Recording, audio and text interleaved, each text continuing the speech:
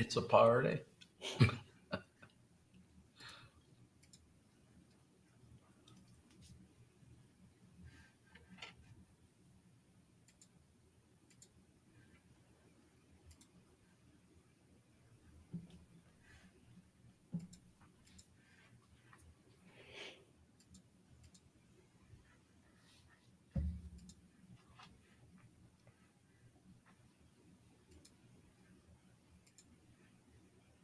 All right, folks, we're live. Good to see everyone today. Peter, Mary Catherine, great to see you. Hey, hey, here we go. So Peter, get us started. What are we we're talking, I guess it's part 2 of creating the predictable stream of potential buyers. So where do we want to start? Part 2. Well, first we'll start with there's not enough coffee in the world to get me started. but with that said, we're going to jump into, I'm going to do a quick review because I know, and then we'll get into a couple questions that Jim's going to put up. But I want to do a little bit of review because I know some of you guys, I don't care, if you have a podcast show or I have a radio show in the Pacific Northwest. Sometimes it's good to review and repeat because some of you guys are coming in midstream on this thing. I do, but I always pick a stat to start with, and we're going to talk about this. We're going to talk about content strategy in demand generation, and we're going to talk about distribution strategy, like where in the heck should you put all your content. But I want to bring up one thing that's really important, guys, and that is this is a Gartner study, and I think you guys will know this to be true. And I am going to define once again what is the difference between lead gen and demand gen, because I talked to this last week. I probably talked to through direct messaging and LinkedIn and talking to people on Zoom, probably over 20 CEOs and founders like you. And these are things they're asking me because, one of the posts you saw, I said, don't fall into the panic pit of lead gen. If you've ever had your revenue dip and you're using lead gen, you get into panic mode real fast, or your salespeople do, right? But the one thing I want to point out this morning and talk about in relation to content and distribution strategy is Gartner did a study, and what they found, guys, is 84% of all potential buyers said they would purchase based on relationships, even if your competitor had a better price in sales terms. I want you to let that sink in. Because, guys, this goes back to the timeless thing of people do business with people they like, know, and trust. So it's not just about content that you're putting out there or where you're putting it. We're going to get into that today. It's equally as important that content, that tool, that medium, that's why we built Relatable. That's why I founded this company, is the tool set you use must help to engage and build relationships. One person, executive I was talking to this week, when I said to him, Relatable gives you the ability to allow your viewers in video to choose their own priority adventure, he said, that landed with me. Okay. So guys, that's really, we're going to get into that. Now, let me go back and just review real quick. Lead gen, demand gen. So what the heck's the difference, right? We have all kinds of statistics and everything, but it boils down to these two simple sentences.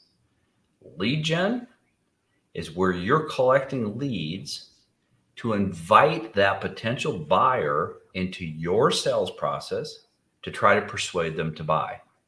And typically in the market, there's only 5% that are ready to go. Okay. And some of those are opportunity seekers. They're not a really good, high quality, they may be an email, but they're not a lead. Okay. So that's lead gen. Demand gen is totally different.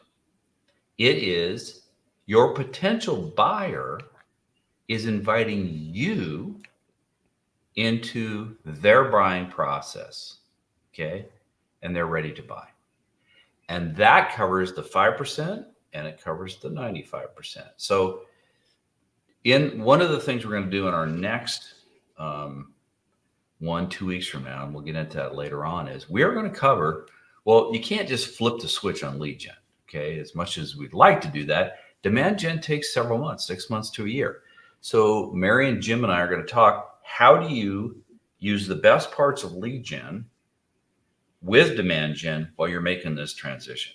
Because it's just for us to talk about demand gen and go, hey, ditch lead gen, that would be devastating to your business. And that is irresponsible of me to tell you to do that. So we're going to talk about how do you transition over time, because we're doing the same thing. Okay. So those are the big things. But, here's the thing. The other thing I will say, and this was in the very first one that we did, guys, and that is, if I ask you right now, how do you buy? I'm not talking about candy bars or a pack of gum. If you're buying anything like our software or any software or any product, what do you do first? You research.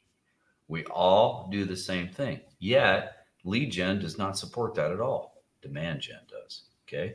So all we're saying here is you need to match the way your potential buyers are buying right now. And guess what? They're buying just the way you're buying. We're all in this together on the same boat. So that's the introduction. I think right now probably be a good idea. Maybe Jim and Mary, do you think it'd be good just to ask some questions? I don't know who's out there live, and yeah, we've got Jason. Jason's out here live. Great to see Jason, and happy to see him here. And Jason just recently became a part of our affiliate program because he sees the value in this, and he's promoting his course and getting people to learn about it through that. So I think that's great to see you here, Jason. And let us know if you got any questions, Jason. Yeah, the only thing I would add to that, Peter, you did a great explanation of lead gen versus demand gen. And I'll tell you, sorry about the sun coming through there. Angel Mary, she's I'm back. an angel. I'm just, I'm light is shining down on me. But it really is your intent. That's really the only thing between lead gen and demand gen. It is the intent. Is the intent to sell people and capture them and convince them that your stuff is great, or is your intent to provide all the information possible in all the places possible for potential buyers to make their own decision and invite you in to their buying process? It really is intent. And difference between the two is that, but how do you switch? And I know we're going to talk about that next week. And it's not as difficult as some people might think, because many of the same tools or frameworks that you might use in a lead gen capacity, you can adapt them to a demand gen framework. But yeah, my question would be, I would like to ask people, what are you currently doing with lead generation that you, in terms of content and posting, that you want to know how to switch to demand generation content and posting? Yeah. That's the only question I would ask right now. That's a great question. And we can use that to answer those partially this week, but next time, in the next 2 weeks. One other thing I want to add before we jump into content strategy and distribution strategy is one of the misnomers, even for the people in demand generation, at least I think this way, is demand generation is not just about, so we talked about demand generation, the kind of the three biggies in content and distribution. It's awareness, consideration, to develop curiosity, as Mary puts it, and then the decision making. But in my mind, demand generation goes beyond that. You have to match demand generation with your entire customer's journey. So demand generation is also part of your onboarding. Demand generation is also part of the lifetime value of your customer. Now, that can take many forms. And we're going to talk about this in future live digitals, which is a lot of businesses, and I belong to a couple, are jumping into creating communities to create that renewal aspect. Okay. Um, if you do that, and we're going to do that, you get into a whole can of worms there, because there's millions of these communities now. So how is yours different? How do you stand out? How do you keep it sticky? Most importantly, how in the heck are you providing value? Because that's what I'm seeing in a lot of these communities. They're not providing value. They're just, using school or using circle or whatever. And the communities are crappy because the founder is not involved. They're not getting stickiness. People who are customers, they're not getting them to engage. So again, we're learning as we go too. I don't think anybody, I belong to a couple of communities I think are pretty good, and they're still trying to figure it out. No one really has the crystal ball on communities, in my opinion. There's a whole, what is it? Not degree, but a whole category classification of people who work that are community managers. They probably know a lot more than me about it, but still, it's still that holy grail, right? As we go forward. But the point I want to make is demand generation goes through the entire cycle. Okay. So we're kind of going down through it here with our live digital series. And the other thing we're going to do is I'm going to be going on live once a week here coming up, just myself, and talking about some of these things, about what we're doing as our big experiment here. Things we're doing well, things we're failing at, things we're not, not failing, but pivoting, that we have to go, hey, okay, we tried that didn't work, right? But that's part of being innovative with an eye on and a focus on your customer base. So yeah, I love Dr. Sarah's comment here. It's like they don't even consider what the purpose and need of it is, social or learning support. And I think sometimes, and maybe this is where communities run into trouble, is you almost feel like sometimes it's just a way for the community owner to promote themselves and their stuff. I don't know. Well, or what the community's trying to do. And, I talked to Nat Berman about this, who's up on LinkedIn. You guys should connect them. He's a cool guy. I'm in his community. He'll come out and say the reason why a lot of people go into communities is because it makes them money. Mm-hmm. But that goes back to what we've always said. Mary and I have talked about this a ton. Do you look at your customers as wallets, or do you look at your customers as people that you want to build relationships with? And we're in the latter camp. Okay. Jason put a good comment up here too. I see about the founder not being involved. Jason, I'm 100% with you. That's why I'm here. That's why you see me posting. Guys, if for all of you that have that are watching this now live or watching in replay, and again, I'm not promoting this because I get any money from it. I'm just promoting it. I've given it to Mary and given it to Jim. There's a book called Snow Leopard, and it's by Christopher Lochhead, and I can't remember the other author, but we know Christopher. Mary knows him pretty well, and he wrote Play Bigger. But Snow Leopard is, how do you become a category of one with your content? And that's part of being different. And Mary can, if you guys want to talk to Mary, she can tell you all about category design, which we use in my company, and iProlio. But the whole idea of this category of one is, I will never give up producing my content, because I represent what we stand for. Yes, we have some brilliant people here. We all have our oars in the water, but at the end of the day, you cannot outsource the content, because if I do that, it's not me. So we all are producing content, but I feel very strongly as the founder of the company that I need to be out there with the message, because guys, at the end of the day, for people that don't know me, I really, the only things that get me really excited these days at my age is the ability to have the opportunity to create a movement, not just a piece of software that makes money. So Relatable is about changing perspectives to create interactive video relationships, to create a movement towards that, away from this lead gen garbage that's going on and the attention economy and all the noise and all the status quo and how to do this on LinkedIn. And I made this amount of money. It's like the bragging and all the other BS that goes on out there. Or, hey, give me your email or your phone number, and now I'm going to pound the hell out of you with emails and with phone calls from my salespeople. You know, we don't want to give it up at that time, because we know what's going to happen, right? So this is why we're talking about demand gen. This is why we're saying, look, you have to develop relationships and build trust. And this is why I created Relatable, because I wanted to give you guys a framework to think about this, most importantly, and one tool that could do this for you. And I always say it's like having a coffee chat with 100,000 people at a time. And there is nothing besides video. I'll tell you a story, guys, real quick. So we're coming out with some really cool stuff in re-engagement for you. We're going to give you the ability to set and forget with reminders for a business. So, for example, if you're an HVAC company, you can set up. Everybody needs to get their furnace serviced in the fall and their AC serviced in the spring. So you can set this up as this is in now, not potential bar. This is your customer loyalty. We're making it easy. So one of my developers said, well, yeah, but why don't we just do a text and a link and an email on a link? And I said, well, here's why.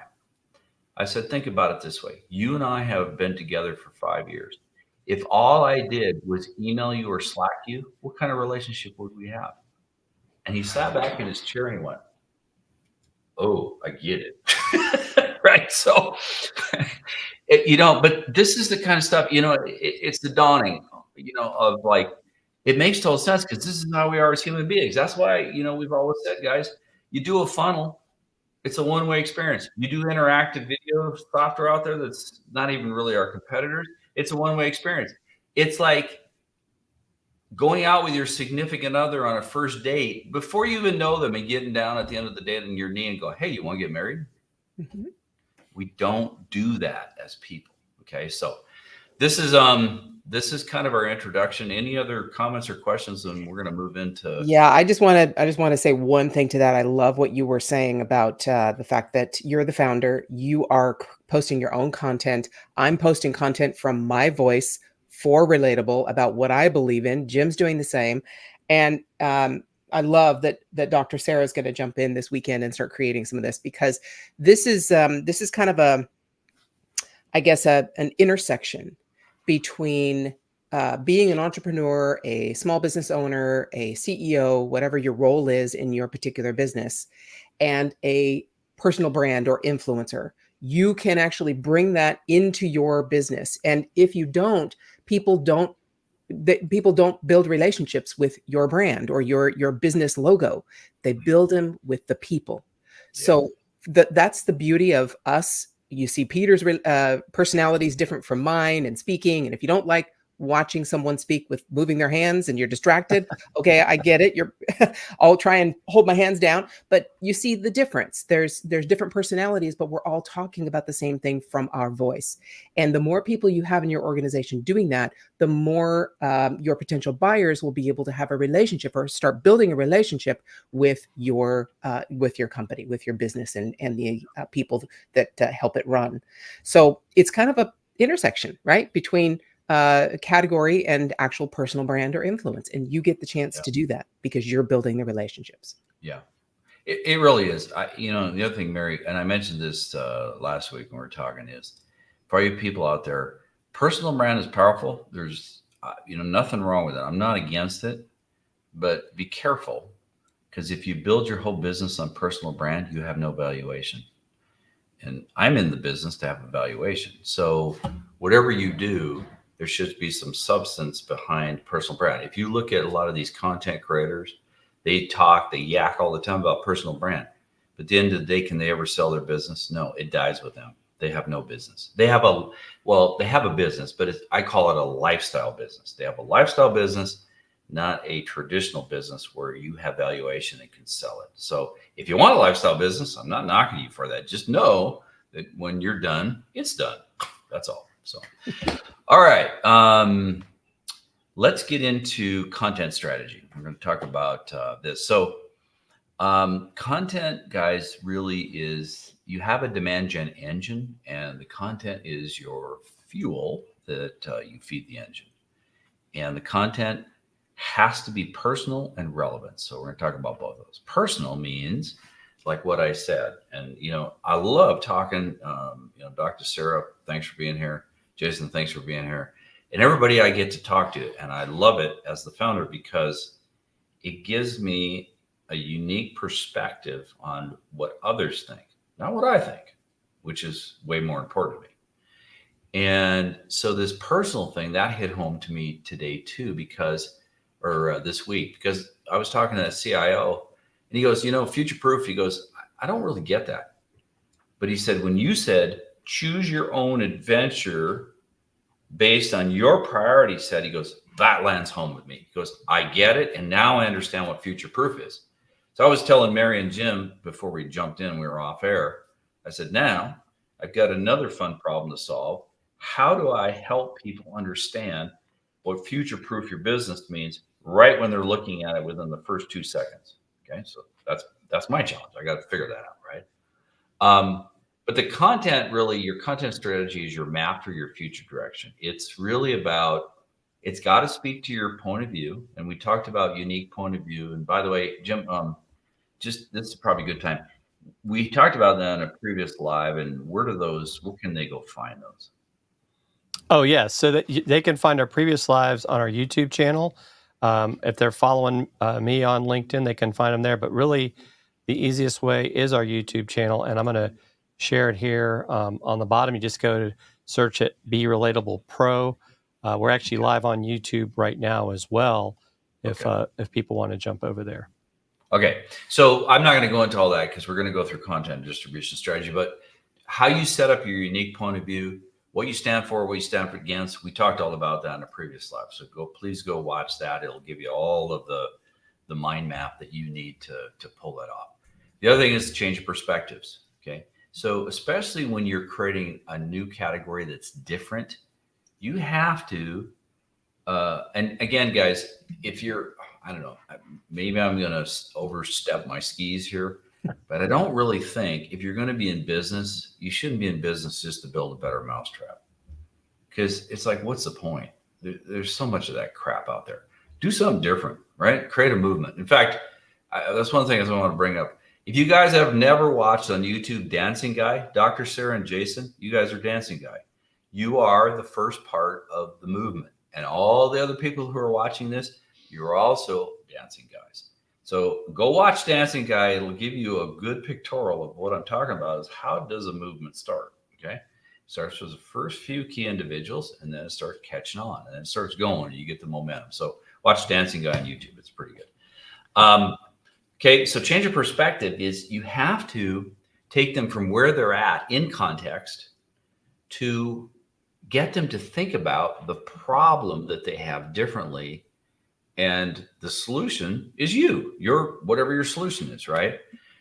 The other piece of this that we talked about, and again, like Jim said, go to our YouTube, we talked about you really kind of have to know who in the heck should I be talking to? Who's my ideal customer profile? Now, customer profile is that type of company, the size and things like that. Within that customer profile, you have personas. Who are the decision makers? Now, for us, sometimes a lot of it is they're the founders, they're the CEOs.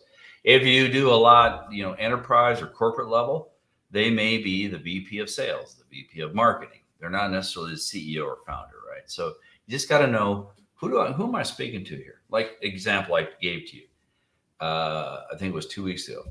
We're going after HVAC founders that make $500,000 or more a year. There's 48,000 of them in the United States of America.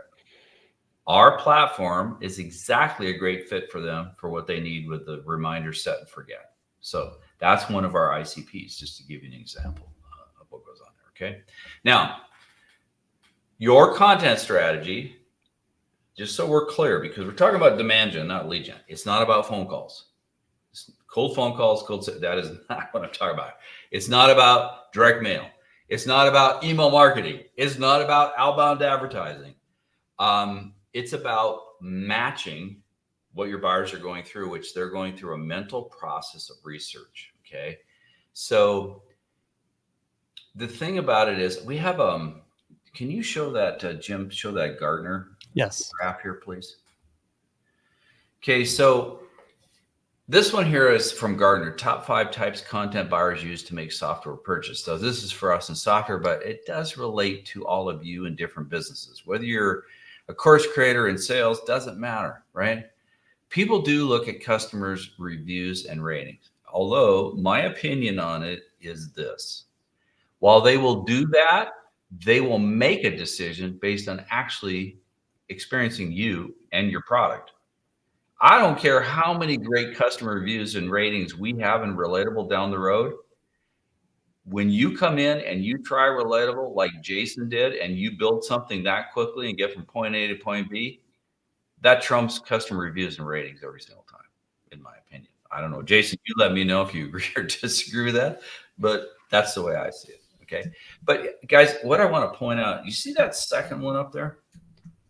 And this is true. This is not software. This is for everybody. Personalized product demonstration. Now, okay, think about this. Demand gen, this is not, I do a call with a salesperson. Because remember what we said 2 weeks ago or even before that.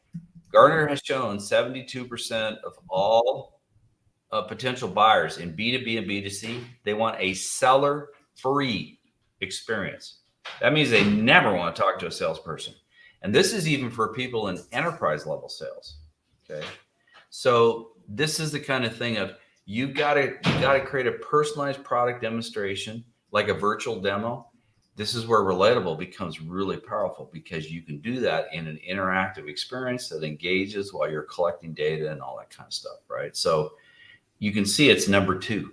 Okay. So I just wanted to bring that up, that this is why this is powerful. So remember, demand gen is about content strategy while building a relationship.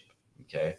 Now, Mary, the third thing that I want to bring up here, and I want Mary to talk about this because she's really good at this as a partner program manager, is when you are doing your content strategy, your buyer goes through one hell of a lot of touch points.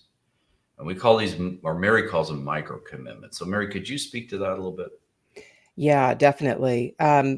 You shared with me, Peter, a statistic. I think it was 66 touch points that Gartner did a study, how many times it takes for potential buyers to see your stuff, to interact with your stuff, to do their investigative research about your products and services. 66 times they touch your content. They touch what you put out in this digital footprint.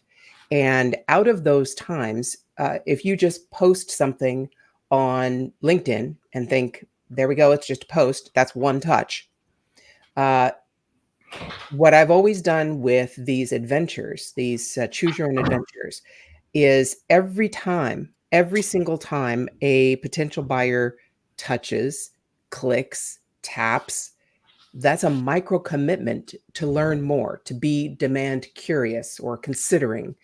And so when you put those engagements, not just the calls to action, right? We know calls to action are the major things, get on my calendar, buy my thing, go to my landing page, watch my webinar, right? Those are big commitments because we have to exchange something for them, an email or a phone number, usually an opt-in. But every time they engage with your content, that's a micro commitment to learn more. And so one of the beautiful things about this interactive video is you can turn that one post into multiple micro commitments to help people actually engage with your content beyond just reading the text. So I do this quite often. I'll put a text post up on LinkedIn, and it's the exact same text as I use as a script in a video. And I have that same content, especially if the script or the text post was well received. I put that in a video and I add interactions and ask questions along the way with that content. And now I can turn that one post, or actually 2 posts now, but the video portion of that post, I can turn it into 3 micro commitments. Because if the people who choose to take the adventure, not everybody does, obviously, and not everybody finishes a text post or watches it or reads it, but the people who do get a little bit deeper into understanding what I'm saying and building a relationship with me. Yeah. That's what it's about. That's what a micro commitment is. Any kind of, and now we're doing it, everyone's on mobile. So now we're doing it actually touching with our fingers to actually participate in the adventure with someone. So it's a very powerful thing. And yeah, put it into your content. Yeah. Well, and that's part of it in relatable. Action items are called touchables for that very reason. Yep. So just thank you, Mary. That was perfect. The thing is, guys, if you look at micro commitments, you have informational touch points. These are like how-to posts, things like that. You have relationship touch points. That's another category. And Relatable does very good in building those relationship touch points. But you also have what I call relatable touch points, which is, we do Transparency Thursdays. We talk about, things behind the scenes sometimes, change of perspectives. These are, I may have been thinking about doing a whole series of like, can you relate? I did one today about our dog Hurley that passed away. And, in there, I talked about 90% of sales is just showing up. Because damn, that dog used to always show up at the dinner table. He was ready to go. And he was friendly because he wanted something to eat. So you learn a lot from, your pets. But that's a relatable touch point. Okay.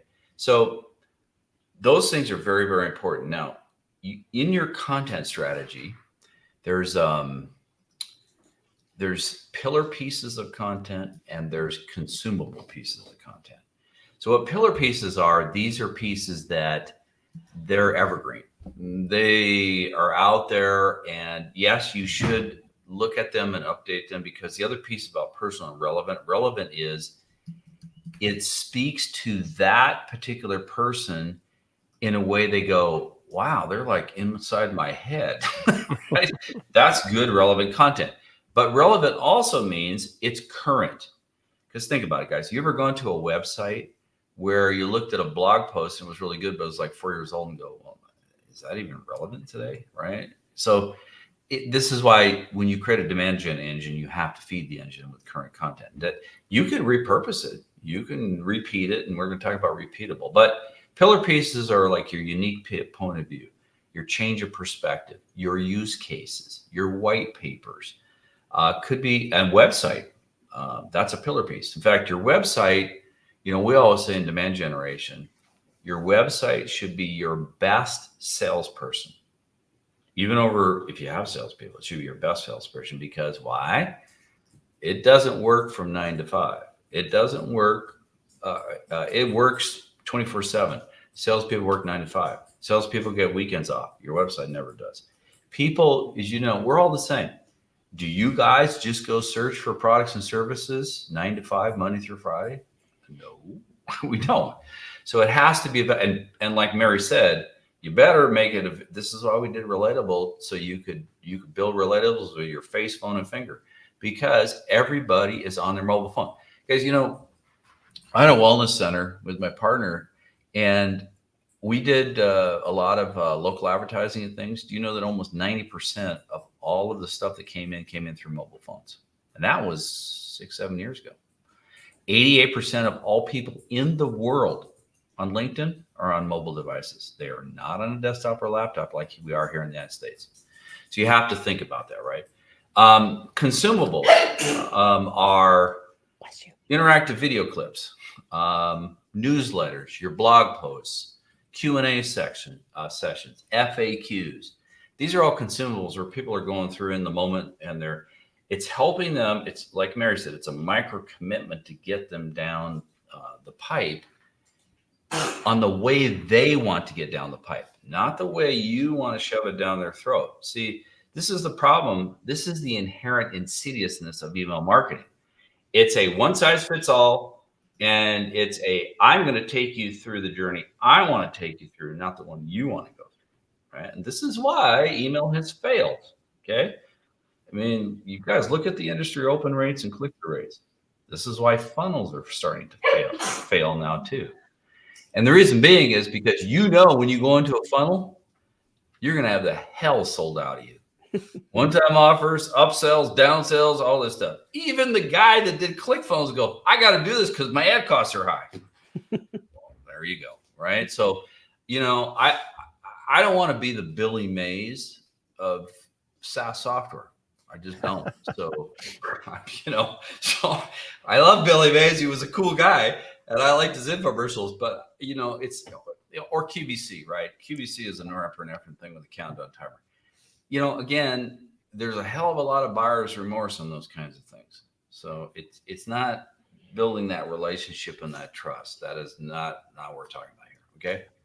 Well, So, something to go ahead. Peter, something that you hit on there with the email, and this is something I have got out of the Snow Leopards book as I've been reading, is I sometimes look at email marketing now as that's the legendary volume versus legendary content, right? Let's see how much content we can put out, and never really thinking like, well, why don't you try to make your content better and just make those small pieces? And that's where, for me, that was part of the, what I thought about with Relatable is like, wow, I can actually create very specific content that, I don't necessarily need it to go viral, but it's going to share my point of view.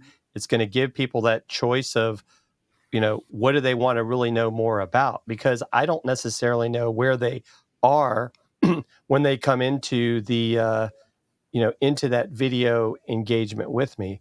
So I think, to your point, success is having 20% of, 1,000 people open an email and 3% click on your link. But did anybody actually convert? No, but we act like it is somehow. That's a great thing. Yeah.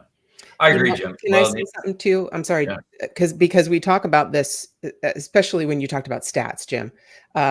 Word of mouth is really what we are promoting. That's what being relatable is about, because people are going to talk about you. They're going to research you on their own. You can't necessarily track that. You can't necessarily track the dark social engagements. So you have to just post with that intent. You have to create content with that intent, consumables, websites, all of it, with that intent to be invited into the buyer's journey. Because part of that buyer's journey is going to be asking their friends, not just looking at testimonials somewhere, but actually asking the people they trust already, to see if they can trust you. And that's very hard to track. That's very hard to quantify. Well, Mary, I'm glad you brought that up, because for all you guys here live today and coming up in the future, in our product roadmap, I have figured out a way to track dark social, and we're going to do it in Relatable, and you're going to be able to do word of mouth, and you're going to be able to get analytics on it. Hopefully we'll be first in the world to do that.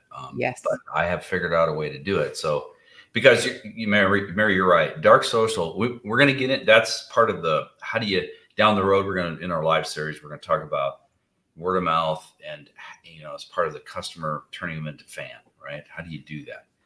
And we have a way to do it inside Relatable. And by the way, in Relatable, you can send them right in their phone contacts. They can share the Relatable they're watching or another Relatable, and they're sending it out to all their friends. And we open things from people we know, like, and trust.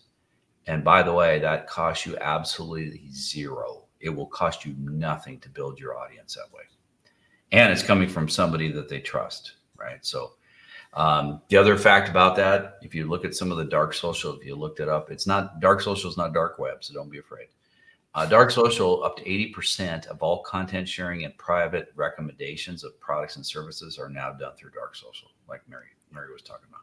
So it's significant, and it's something I want to be able to provide for all you guys but within the context of relationship building, right? Because you share stuff with other people because you believe in the product and you believe in the people behind the product, even more importantly, right? And so you guys are all doing really cool things, great things within your businesses. The key thing is, how do we get that out between people, right? And that's the dark social aspect. Okay. Going back to content. So the other thing about this, like Mary said, 66 touches or whatever number it is. I mean, you can say you believe it or don't believe it. That's Gardner. But I just say you got to be repetitive. And because here's the thing. First of all, here's a good example. Some of you guys are coming in. What is this, our third or fourth live series, Jim? Fourth, yeah. Some of you guys are seeing this for the very first time. So you're going, wow, what is all this stuff about? Who are these guys that are talking about this demand gen thing, right? And it probably is resonating with you, but you haven't heard our message before. I'm sure Mary and Jim get this. I get it all the time on LinkedIn. It's like, man, this thing really resonates with me. I follow you and I've been watching your, listening to your posts and watching your relatable videos and all this kind of stuff. And it's like, this makes a lot of sense. Never met them in my life. Right. So again, that's the other thing about demand gen. It creates a pull effect. It's like a vacuum versus lead gen. You're pushing, you're constantly pushing. But repetition is good. Now, just guys, so you understand the importance of repetition. So we're all on LinkedIn, or if you're not, you should be, even if you're B2C, because LinkedIn is still a Wild West and there's still a ton of opportunity on LinkedIn. But just to give you an idea about average reach. So I have 14,500 connections on LinkedIn. So if you sit in that 5 to 10,000, you get about, of your connections, 3% by the algorithm are going to actually see it. I'm in the 10 to 50, so it's 2.96. So it's about 400 people out of my 14,500 actually see my posts.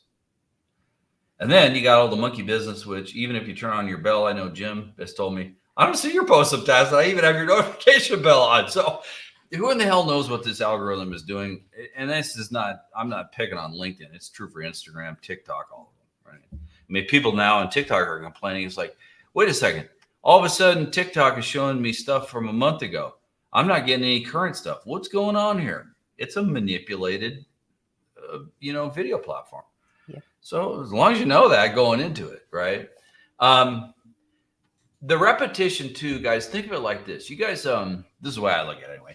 You guys ever had a song that you really like and you're driving down the road and all of a sudden that song pops into your head and it plays over and over and over again. You can't stop it. You guys shake your head. It's true. We all have that. That's called an earworm. You can look it up on, there's a neuroscience aspect to that. It's called a limbic loop. We're not going to get into all that stuff. If you guys want to know about that, I'll explain it to you outside of this thing. But you have to have that repetition. If you could get to be an earworm, man, would that be powerful, right? Now, how have we done that in the past? Well, before the internet, we had radio and TV, and we pummeled people with ads over and over and over and over again to try to create that earworm, right? Or that eyeworm. But, the thing about it is you have to do your content in a repetitive way. And the neat thing about it is you can take your content and you can break it up into all kinds of, like, look, Mary was talking about that. If I do a relatable, I do an interactive video. I could take that. I have a script. I could turn it into a post. I could expand it into an article. I could do a blog post. I can take that and make it an audio. Same thing with podcast, shows. If you're on a podcast show, you can repurpose all this stuff in many different ways. Because you got to remember, right? While relatable is a powerful tool, and we are seeing our people in our partner program getting massive results, it is one channel. Look, we're on StreamYard and Riverside. I like them both. Jim introduced me to StreamYard. Mary introduced me to Riverside. Live stuff, you should do it. I'm going to do more of the live. I think it's a good way to build, because remember, video builds familiarity. Familiarity, with relatable, you can nurture. But even with familiarity, it does build some sense of trust, okay? We take it a whole mile further where we're doing engagement, re-engagement, nurturing, and all that stuff to really build relationships. The only thing that's better, in my opinion, than relatable is being there in person to that person. Because think about it. You wouldn't have a significant other and just talk to them through relatable. Again, that's Chris is stupid. So, but we can be a coffee chat to 100,000 people at a time to build those relationships over time, and to talk to people on the camera where they can see us and see all the hand waving and all that but it builds familiarity. Okay. So just the thing about it is, we have a strategy. We're using certain tools, which definitely we eat our own dog food. We use relatable. You'll see my posts. Mary does them. Jim does them. Jim's got one. If you haven't seen it, you should go to or maybe Jim, you should put a link into your affiliate one, because he's got a really cool one. It talks about the affiliate program and the money you can make and things like that. But, here's the thing. I talked to Jim about this. I think making money is cool, but creating positive impact for businesses is way cooler. And if you're an affiliate, it's not just a money-making endeavor. I'm slapping this out. What is that? ClickBank or whatever it's called, Jim? Is that the? Yes. ClickBank. Right. Yeah. We could put the thing up on ClickBank. That's great. So it can get out there and reach the masses, but it's not about that. It's about, as affiliates or people who use this and recommend it to others, you're doing it because you go, man, I use this thing. It really works. I can interact with people. I can engage. I can build relationships. I believe in this thing 100%. It's because of the impact it had on you. You can share that impact with others. The money will come, right? But it's more important about that impact, right? And that's impact in motion. Community in motion creates movement. And so that's what we're trying to do here. Okay. So I want to talk a little bit about, let's get into content, because here's the thing. Mary has a podcast. Jim, I think you have a podcast, don't you? Yep. Okay. I don't have a podcast yet. We're going to get one for Relatable. So this is part of our demand gen strategy. And again, we're adding, we're not sitting here going, hey, we arrived and we know everything there is to know, because we don't. First of all, if you follow Christopher Lockhead and play bigger in category pirates, the worst thing you ever want to be is an expert. Don't be an expert, because if you're an expert, you have filters on and you're filtering out what else is possible. So be careful on that one. And you're living in the past. Yeah, living in the past. That's a good one. So let's talk about video, because guys, in my opinion, and again, share in the comments or share in our YouTube channel. If you disagree with me, I'd like to know why you do.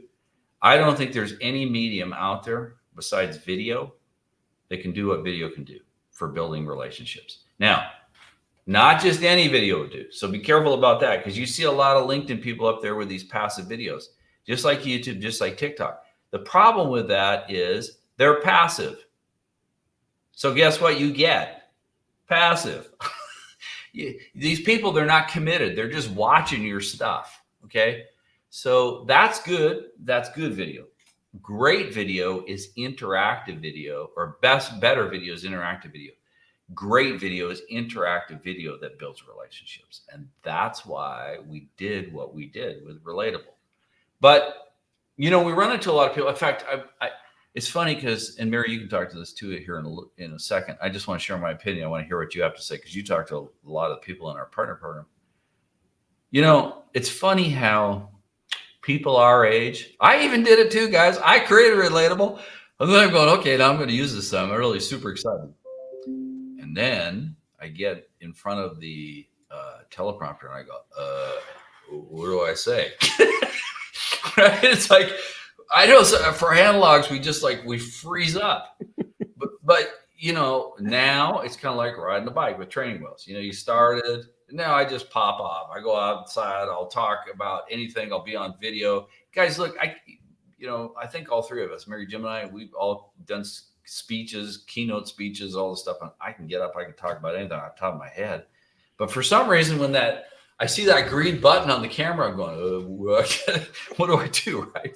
So, the key thing, this came from actually, and I like the guy. He does a lot of passive video. His name is Danny Delvecchio. You can look him up on LinkedIn I'm giving him a shout out.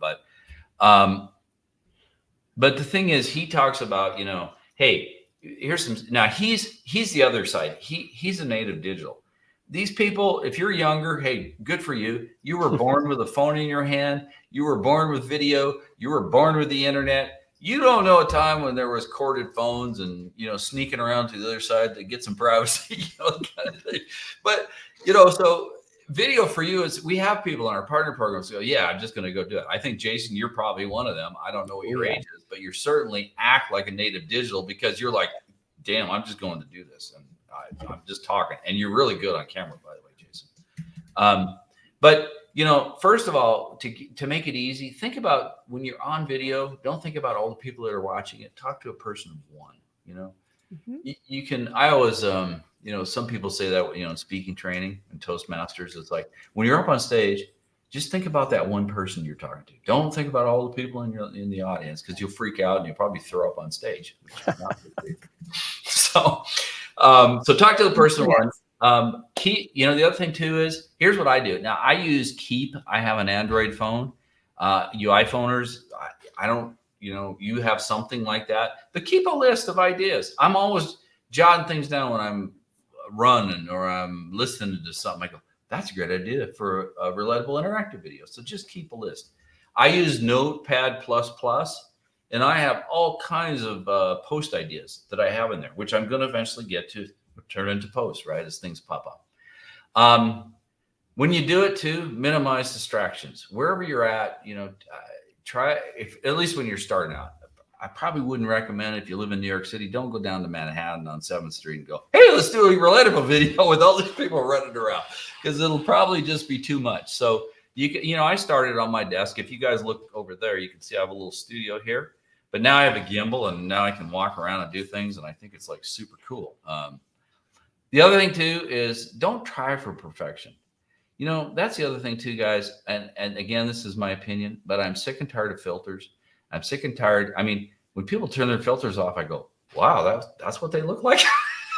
If you're going to be relatable, be authentic, be transparent. Don't use filters. We don't have filters on our teleprompter. It's you talking to that other person on the other side, that one person that you're imagining. You can do, look, sometimes I go into Riverside and I add captions. You can do fancy editing and pre-production if you want to, but you don't have to with relatable. The whole idea of relatable is you talking to your viewers in a way that's authentic and genuine. Okay. So you don't need to do fancy edits. Okay. We want you just to create you, express you, and then make it interactive with our builder. The only thing I would say, because I'm learning this, right? Again, we're all learning together. I'm learning, especially when you go outside, lighting is the key. If I do it the wrong way and the sun's there, nobody can see me on the screen and go like, damn, I got to do it over again, right? I got to do it. But the key thing is, in relatable with a teleprompter, you look at it, you can play and go, wow, that looks like hell. So you just hit the trash can, delete it, and it pops up again, and you re-record. It's just that simple, okay? This is not me saying this is Daniel Vecchio, but one thing he says is smartphone cameras kick ass. And they do. They're really good. I don't care whether you have an iPhone or Android. Jim will tell you this because he does a lot of video. Your phone is unbelievable in the ability it can do. I don't know if you guys have ever heard this. Maybe you don't even remember Apollo 11, but your phone has more computing power than all of Apollo 11 that got them to the moon and back. So, you have a device that is incredible in your hand and what you can do with it. And one of the things is relatable videos. Okay. And then the other thing too is, this goes back to my Hurley thing that I posted today. Show up every day, be consistent, post, do a 30-second clip, do a minute clip. We call them clips in relatable. The key thing is just do them, because that's what I found out for me is the more I started doing this, the more I realized, wow, this is not that hard to do. And by the way, we do have Smart Script. If you want to put the training wheels on big time, artificial intelligence, or write you a script with interactive questions, it's in there. We also have manual script. So if you want to, do it all and then paste it in there, you can do that. But what I'm talking about is we have a thing called bullet points.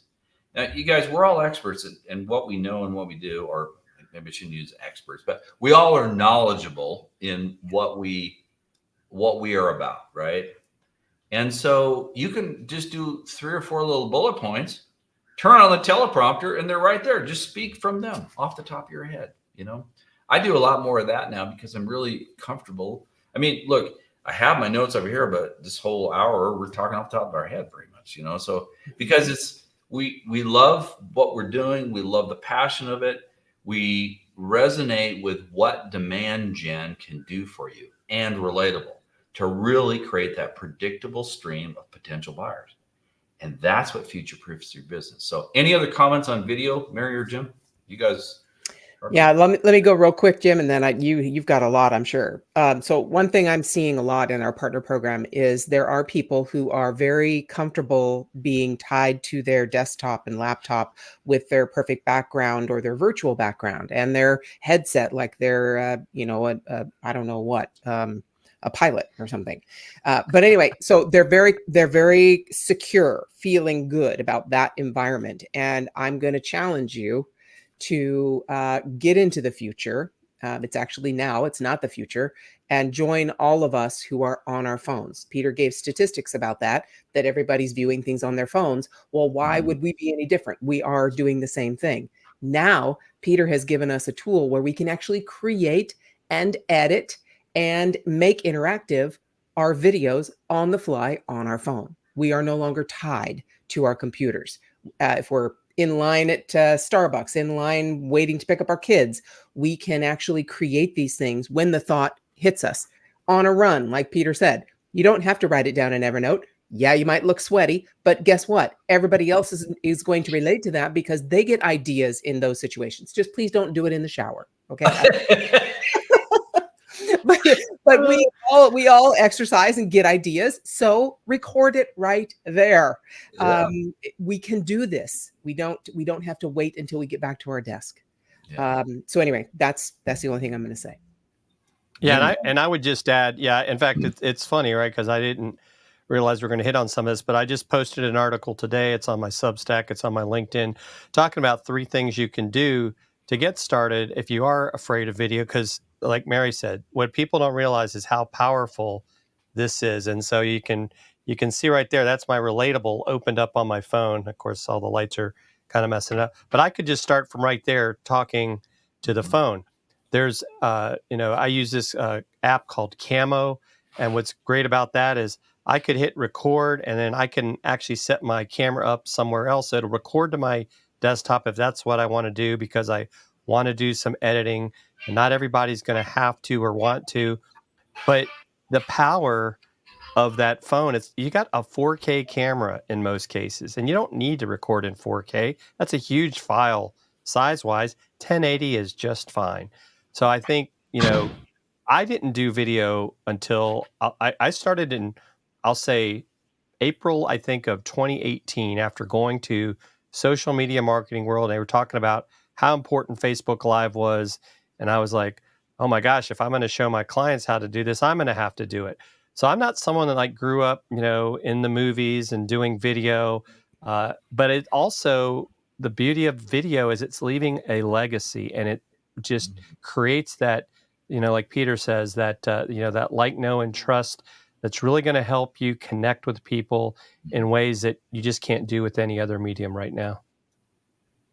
No, those are all good things. And, guys, I think, because here's the thing, we're at 57 minutes and I don't want to do distribution strategy at disservice. Mm-hmm. So we're going to wrap up here with content strategy, because there was a lot of stuff we discussed.